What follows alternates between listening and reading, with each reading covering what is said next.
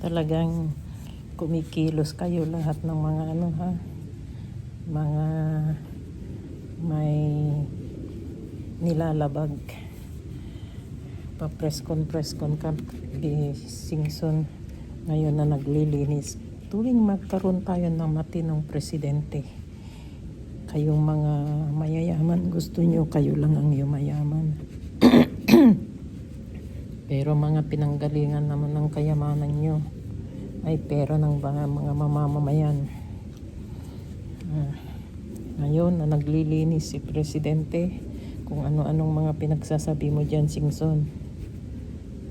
Alam namin na taga Ilocos kung paano kayo maman.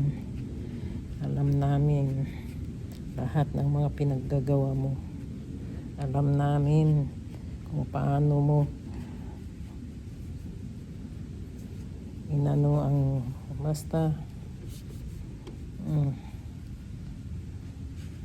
pambihira kayo.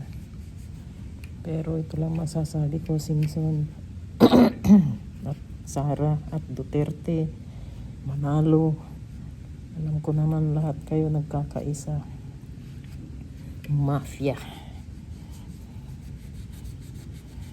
Di kayo naawa sa mamamayang Pilipino. Wala na kayong lugar doon sa kabila. Anyway, sabi nga ni Sara, pagdating sa kabila, siya pa rin ang presidente.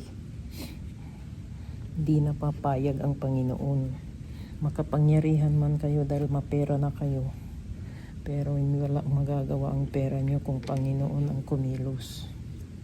Dahil ang Panginoon ang pinakamakapangyarihan sa lahat. Pinahiram lang niya ang kapangyarihan sa inyo, mga living devil. Tumigil ka dyan.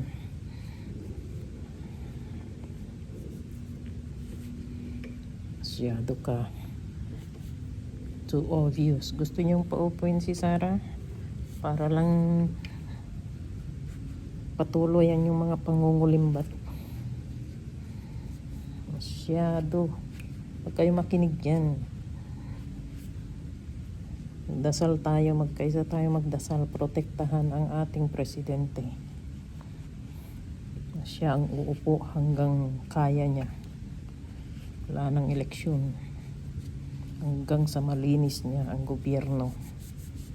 Mag-chat siya na. Okay?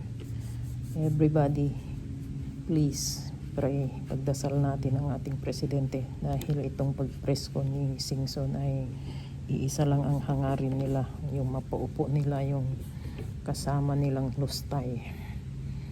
Okay? Thank you. Bye.